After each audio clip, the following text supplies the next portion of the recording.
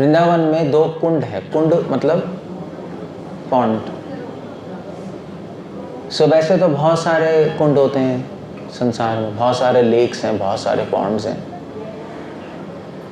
वैसे बहुत सारी नदियाँ भी हैं,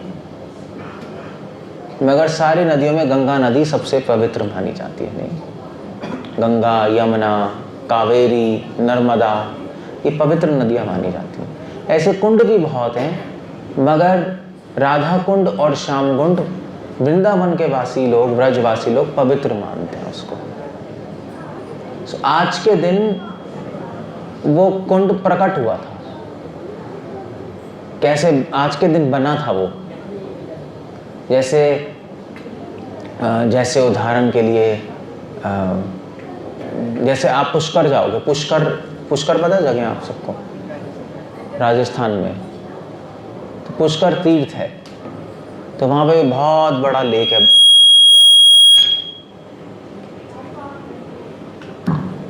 तो वहाँ पर भी बहुत बड़ा कुंड है पुष्कर में। तो उसकी भी अपना इतिहास है, कैसे प्रकट हुआ है वो। ऐसे ही इसके पीछे भी एक इतिहास, एक स्टोरी है कि कैसे कुंड संसार में प्रकट हुए, किसने बनाया है कुंड, नहीं क्यों बनाया है, इसके पीछे क्या स्टोरी है। तो स्टोरी ये है कि एक बार कृष्ण भगवान जब वृंदावन में थे तो बहुत सारे असुर कृष्ण भगवान को मारने के लिए आते थे। कौन भेजा था? कंस। ये कंस को पता था कि कृष्णा जो है वो तो उसका काल ही है, मतलब देवकी के 8वें पुत्र, और आकाशवाणी हो गई कि भी देवकी का 8वां पुत्र ही तुम्हारा वध करेगा। प्लस नारद मुनि ने भी जाके बोल दिया कंस को बाद में कि भी देखो ये कृष्णा वही है, ये विष्णु है, स्वयं भगवान है। और पिछले जन्म में नारद मुनि ने बोला कंस तू जो था तू असुर था पिछले जन्म में, और तेरा नाम था काल नेमी असुर। और जब देवता और असुरों ने समुद्र मंथन किया, समुद्र मंथन पता है ना आपको? समुद्र मंथन हुआ था जब देवता और असुरों ने मिलकर समुद्र मंथन किया समुद्र से अमृत की प्राप्ति के लिए। तो जब समुद्र मंथन हुआ तो देवता और असुर ने साथ में समुद्र को मंथन किया, और फिर उसके बाद जब उसमें से अमृत निकला तो असुरों ने प्लान किया हम छीन लेंगे इनसे। तो फिर भगवान विष्णु आए, विष्णु ने असुरों को मार दिया, और उन असुरों का जो लीडर था वो था कालनेमी उस टाइम। तो बलि महाराज भी थे उस वहां पे, और कालनेमी लीडर था। तो भगवान आए, भगवान ने चक्र से उसको गला काट दिया।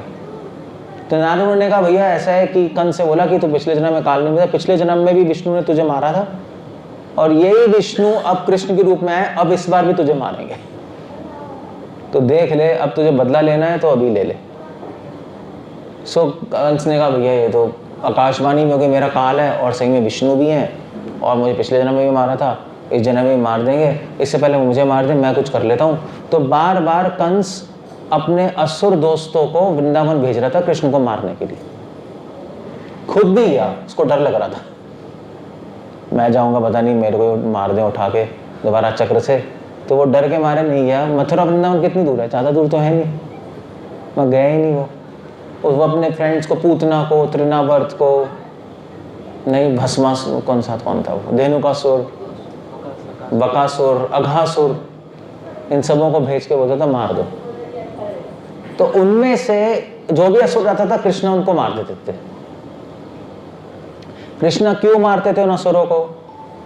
क्योंकि कृष्ण भगवान हमेशा उनके मन में एक ही विचार चलता है, भगवान है, उनके मन में एक ही विचार चलता है कि कैसे जीवात्माओं को कृपा मिले, कैसे जीवात्मा को मोक्ष मिले इस संसार से। तो भगवान के पास जो भी आता है भगवान उसका कल्याण ही करते हैं, बेनिफिट ही करते हैं। भगवान के पास आओगे तो कभी अहित तो होगा ही नहीं, क्वेश्चन ही नहीं है। तो जो भी असुर वृंदावन कृष्ण को मारने आता था, कृष्ण सोचते थे चलो मुझे मारने आ रहा है, मगर मैं इसका हित कैसे करूं, ऐसा नहीं मुझे मारेगा तो मैं इसको मारूंगा, वो नहीं बात है, वो तो हम लोग सोचते। तो भगवान ने सोचा ठीक है, जो मेरे पास आया है, अगर मैं इसको वृंदावन में ही मार दूं और मेरे हाथ से मरेगा तो इसको मोक्ष मिल जाएगा। इसलिए भगवान ने उनको वृंदावन आए, उन्होंने अपने हाथ से उनका वध कर दिया तो उनको मोक्ष मिल गया। ज़रूरी नहीं है, हो सकता है, मतलब ऐसा भी नहीं है कि ज़रूरी नहीं है कि उनको मारना ज़रूरी नहीं था। जैसे रामलीला में जब राम, सीता माँ और लक्ष्मण जी को वनवास हुआ तो वहाँ पे कुछ असुर आए राम को मारने के लिए। जब शूर्पणखा आई, शूर्पणखा ने देखा भी सीता माँ इतनी सुंदर है, तो उसने जाके रावण को बोल दिया कि भी आप तो देख लो। तो रावण ने ये भेजा, काफ़ी असुरों को भेजा। उसमें से एक असुर था मरीच। मारीच सुना है ना, मारीच जो हिरण बना था बाद में। तो मारीच आया जब वहाँ पे उनके साथ, तो राम ने सब सारे असुरों को मार दिया और मारीच को एक तीर मारा तो तीर से वो 80 मील दूर जाके गिरा। उसको मारा नहीं, 80 मील जाके दूर गिरा, वो डर गया और भाग गया वहाँ से। तो भगवान कृष्ण को जो असुर मारने आ रहे थे, पूतना और जितने भी असुर थे मारने आ रहे थे, भगवान कृष्ण आराम से इनको एक लात मार के दूर फेंक देते, काम खत्म हो जाता, भाग जाते, डरा देते इनको। मैं कहा भगवान ने उनको मार दिया वहाँ, क्यों? भगवान ने कहा मैं डरा के भगाऊंगा इनको तो फिर तो जाके और कहीं भी खराब काम करेंगे, इससे अच्छा मैं ही मार देता हूँ। तो मेरे हाथ, एक तो और पाप भी नहीं करेंगे और मेरे हाथ से मिलेंगे तो इनको मरेंगे तो मोक्ष मिलेगा। सब मर गए। सो कृष्ण एक के बाद एक मरता जा रहा था। भगवान कंस ने सबसे पहला असुर कौन भेजा था? पूतना, फिर शक्टासुर, फिर उसके बाद बकासुर, नहीं तृणावर्त, ऐसे भेजता जा रहा था। तो एक उसने असुर भेजा, उसका नाम था अरिष्टासुर। अरिष्टासुर बैल के रूप में था। ये सारे असुर अलग अलग रूप ले लेते हैं। जैसे जैसे जैसे अघासुर सांप बन के आया, बकासुर बत्तख बन के आया, धेनुकासुर गधे बन के आए, और क्या था, ऐसे ही है। तो अलग अलग रूप ले लेते हैं। तो जो अरिष्टासुर है, अरिष्ट मतलब बैल बन गया है, बहुत बड़ा बैल के रूप में आया और वृंदावन में आकर सब कुछ तोड़ने लगा, सब कुछ फोड़ने लगा, सब पेड़ों को तोड़ने लगा। बहुत बड़ा था, उसके सींग इतना बड़ा था कि उसके सींग आकाश को छूते थे। उसकी आंखें बिल्कुल लाल लाल बड़ी बड़ी थी। और जब वो बैल सांस लेता है, जो सांस लेता था तो पेड़ ही उड़ जाते थे सारे, इतना बड़ा था, इतना पावरफुल। तो भागते भागते आ रहा था, तो कृष्ण को पता लगा अरे आ गया अरिष्टासुर। तो कृष्ण गए और कृष्ण ने अरिष्टासुर को रोका भाई। अरिष्टासुर कृष्ण को ढूंढ रहा था मारने के लिए, तो कृष्ण ने कहा अरे मिल गया ये। तो अरिष्टासुर ने प्रिपेयर किया, मैं इसको मार दूंगा। कृष्ण अपने माइंड में सोच रहे थे क्या, कृष्ण तो भगवान है, मानो जाए क्या पिल्ला था, जादी अपने आप को बन रहा है, इसको तो 1 सेकंड में मार दूंगा मैं। तो भगवान ने क्या किया, भगवान जब वो मारने आया, भगवान ने उसका पैर पकड़ा और उसको घुमाया और फेंक दिया, मर गया, वहीं मर। एक्चुअली फेंकने से नहीं मरा, सो घुमाया, इतनी स्पीड से घुमाते उसके प्राण चले गए, तो मर गया। सो सब बहुत खुश हुए, सारे गोपियाँ थीं, सारे व्रजवासी, चलो भी असुर मर गया, अच्छा वो कृष्ण भगवान की जय, सब लोग उनके गुणगान गाने लगे। मगर गोपियों ने कहा कि देखो भाई, अब तुमने बैल की हत्या की है, तो गाय और बैल तो हमारी संस्कृति में माता पिता माने जाते हैं, नहीं, गाय को माता मानते हैं, बैल को पिता। ऐसे ही था, क्योंकि पहले ज़माने में बैल से खेती होती थी, नहीं कोई गाय से तो होती नहीं थी। सो बैल से खेती होती थी, तो बैल को पिता मानते थे, गाय से दूध मिलता था, गाय को माता मानते थे। सो वैसे भी हमारे संस्कृति में गाय बैल तो पूजनीय माने जाते हैं। सो इसलिए उन्होंने कहा अब तो आपने बैल की हत्या कर दी, अब आपको तीर्थों में जाना पड़ेगा, भ्रमण करना पड़ेगा अपने आप को शुद्ध करने के लिए। तो कृष्ण भगवान ने कहा वैसे बैल थोड़ा ना था, असुर था ये तो बैल के रूप में। गोपी ने कहा जो भी है हमें नहीं पता, था तो बैल के रूप में ना, सो आपको नहीं करना चाहिए था ऐसा। तो कृष्ण भगवान ने कहा कोई नहीं, मुझे अलग अलग तीर्थों में जाने की जरूरत क्या है, मैं सारे तीर्थों को यहीं बुला लेता हूँ, भगवान है। तो उन्होंने कहा ठीक है।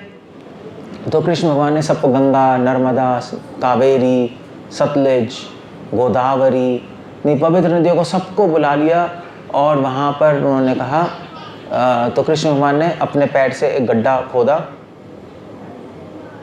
और गड्ढा खोद के अपने पैर से गड्ढा खोदा तो बहुत बड़ा गड्ढा हो गया, नहीं पैर मारा तो बहुत बड़ा गड्ढा हो गया, और सारे तीर्थों को बोला कि आप इस गड्ढे में प्रवेश कर जाइए। तो गंगा, नर्मदा, कावेरी, गोदावरी सब वहाँ पे आ गए, सारे तीर्थ वहाँ आ गए एक ही वहाँ गड्ढे में।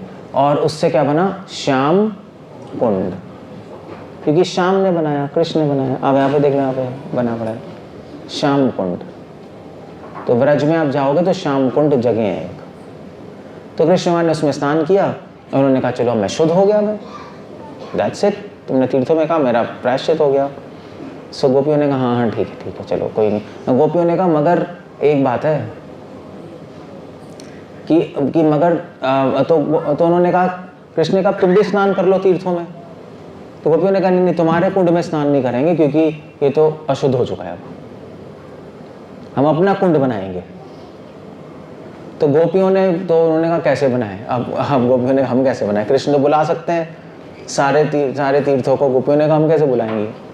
तो गोपियों ने फिर गड्ढा खोदना शुरू किया, सारी गोपियां मिल गई। उन्होंने श्याम कुंड के पास ही एक और गड्ढा खोदा बहुत बड़ा, और उन्होंने कृष्ण से कहा अब हम क्या करें, अब हम पानी कैसे भरें अपने कुंड में? तो कृष्ण ने कहा कोई प्रॉब्लम नहीं है। कृष्ण भगवान ने फिर उसके बाद फिर से कृष्ण भगवान ने, तो गोपियों ने क्या किया, गोपियों ने कृष्ण भगवान ने कहा तो पास में मानसी गंगा है, ब्रज जाएंगे ना, मानसी गंगा जगह है। तो उन्होंने कहा वहाँ से पानी ले लो। तो वो पानी लेके आ रही थी। तो कितना पानी लाएंगे, इतना बड़ा गड्ढा खोदा उसमें कितना भरेंगे? तो फिर तो वो थक गई। कृष्ण ने कहा कोई प्रॉब्लम नहीं है।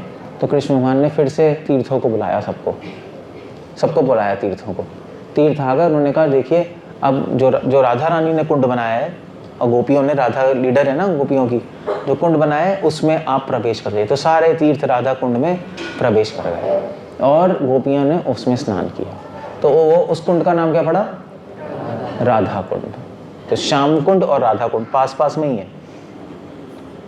और फिर गोपियाँ खुश हो गई, कृष्ण भी खुश हो गए, और उन्होंने वहाँ पे आराम से उन्होंने वहाँ पे लीला की, राधा कुंड श्याम कुंड पे। इसलिए उस तरह से राधा कुंड और श्याम कुंड प्रकट हुआ। तो आज आप जाओगे वृंदावन में तो वो जो गांव है उसका नाम है जो क्या है उसका नाम क्या है, गांव का नाम क्या था जहाँ पे मिला था राधा कुंड श्याम कुंड?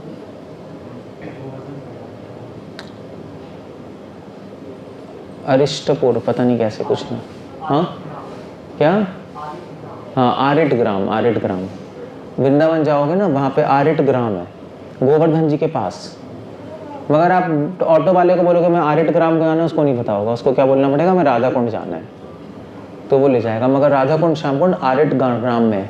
तो क्या हुआ, मगर ये तो 5000 साल पहले की बात है जब कृष्णा थे, है ना, और राधा थी, गोपियाँ थी।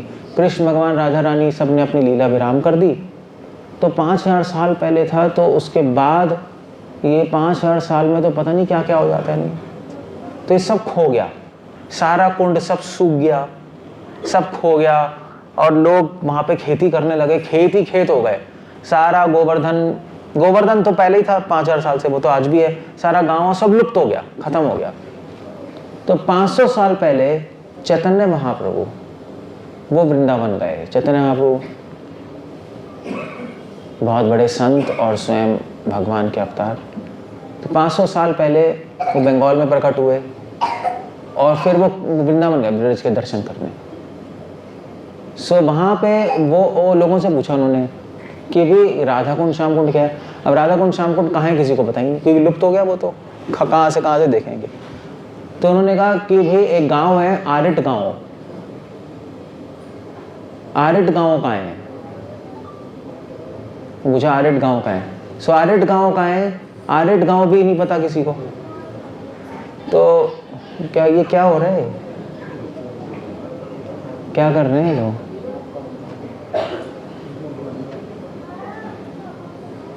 सुनने का तो आरिट गांव का है, आरिट गांव भी नहीं पता किसी को।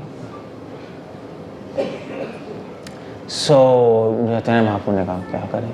तो चैतन्य महाप्रभु फिर उसके बाद अपना कीर्तन करते करते करते करते गोवर्धन जी के पास एक जगह पहुंचे गाँव में। वहाँ पे खेत ही खेत था और वहाँ खेत में उन्होंने जाकर थोड़ा सा खेत में खोदा, मिट्टी खोदी, वहाँ पे थोड़ा पानी था, उसको लेके आचमन किया। और चैतन्य महाप्रभु ने कहा कि यहाँ पे था राधा कुंड। उन्होंने दोबारा से ढूंढा, उन्होंने कहा यहाँ पे था 5000 साल पहले राधा कुंड और श्याम कुंड यहाँ था। और फिर उन्होंने अपने डिवोटीज, अपने अनुयायियों को बताया कि यहाँ पे राधा कुंड श्याम कुंड है, दोबारा से यहाँ पे बनाओ, कंस्ट्रक्शन करो। तो रूपा गोस्वामी, रघुनाथ दास गोस्वामी जब वृंदावन आए तो उन्होंने दोबारा से वहाँ पे खुदवाया पॉन्ड, जहाँ पे महाप्रभु ने ढूंढा था, और दोनों को पॉन्ड खुदवाए और वहाँ पे राधा कुंड और श्याम कुंड की स्थापना की। मगर वो तो बस एक खुदवा के अपने ऐसे खोद के उन्होंने बना दिया, मगर प्रॉपरली तो बना नहीं। तो रघुनाथ दास गोस्वामी थे महाप्रभु के शिष्य, वहाँ पे भजन करते थे, तो भजन करते थे अपना।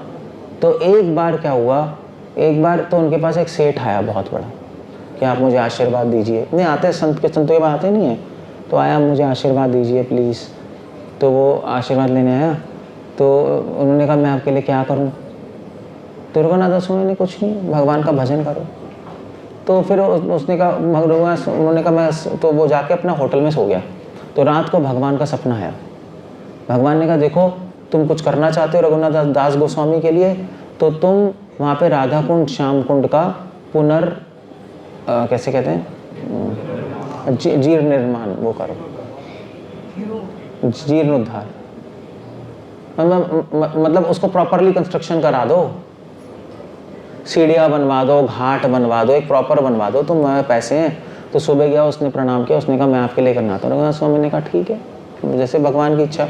तो उसने फिर प्रॉपरली सीढ़ी बनवाई, घाट बनवाई, राधा कुंड श्याम कुंड पे आसपास बिल्डिंगें बनवाई।